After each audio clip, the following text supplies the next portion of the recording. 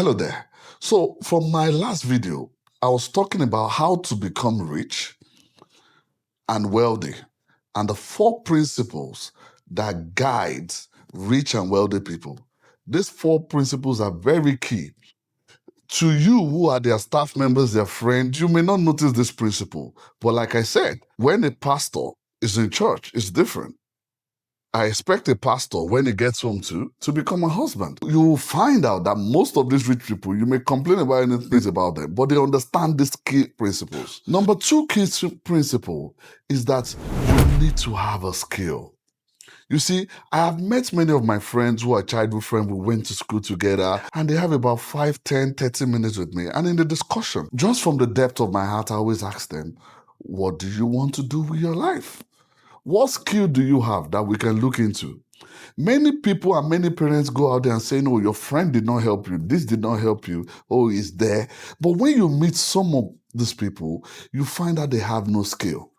And I'm surprised that you're a graduate and you spent, between graduating and you're close to 50, and you cannot have a definite skill or something everyone knows you with, or how to even scale your skill, then that will be disappointing. One of the most important skills you need to develop as a graduate or an undergraduate, or as somebody who is just building their career, is what I call the problem-solving skill.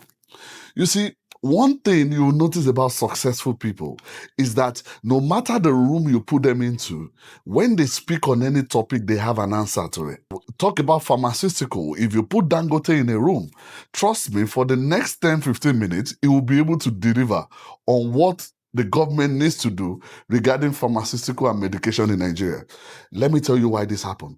Dangote and successful people, rich people, even things that are beyond their field, when they see a problem, down to a drainage being blocked in their environment, they're already thinking of what to do. While the poor man is thinking of how somebody will pay him to go and do the job, which he probably did not even identify in the first place. But you see a rich man walk out of his compound and is looking at the roads. Is there anything we can do? The drainage are blocked. And guess what? There are other people within that environment and they don't care. You see, when you develop a problem-solving skill, you will find yourself entering into a room. And trust me, you will be able to come up with answers that will make whoever you're dealing with want to partner with you. So if there's any skill you need to focus on and be intentional about, please, there are a lot of problems around you. For example, even down to people throwing debts on the floor. You see debts on the floor, you're going to your CDA meeting, you're talking about how you could come together to provide dustbins, work with the waste agency in your country or where you live, and before you know it, if you develop such attitude, you may find yourself in the midst of a company who wants to deal with recycling tomorrow, but you can already identify the areas where they could get the waste from in an organized manner.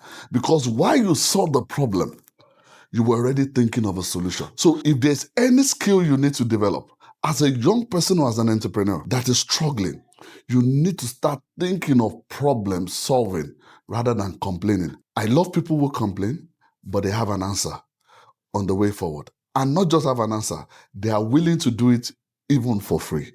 So if you want to be rich, you need to solve a problem. So what problem are you solving? And have you developed your problem-solving skill that will make you enter into a room and become a person of value? Hope you've learned something today. In my next video, I'll be talking about the next skill you need if you want to be rich and wealthy. Bye for now.